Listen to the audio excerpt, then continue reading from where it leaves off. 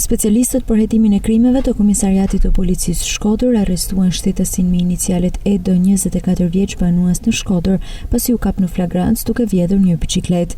Nga veprimet hetimore dyshohet se ky shtetas është autor edhe i disa vjedhjeve të tjera të biçikletave.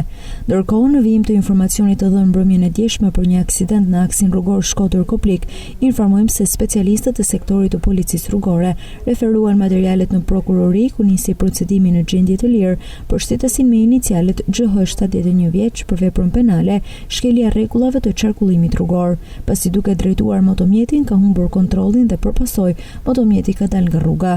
71 vjeçari ndodhet në Spitalin e Traumës në Tiranë nën kujdesin e mjekëve. Gjithashtu, specialistët e sektorit të qarkullimit rrugor referuan materialet në prokurori, ku filloi procedimi në gjendje të lirë për shtetasin me inicialet VP 32 vjeç, pasi mbrëmjen e djeshme, duke drejtuar motomjetin pa leje drejtimi, ka humbur kontrollin dhe përpasoj motomjeti ka dalë nga rruga.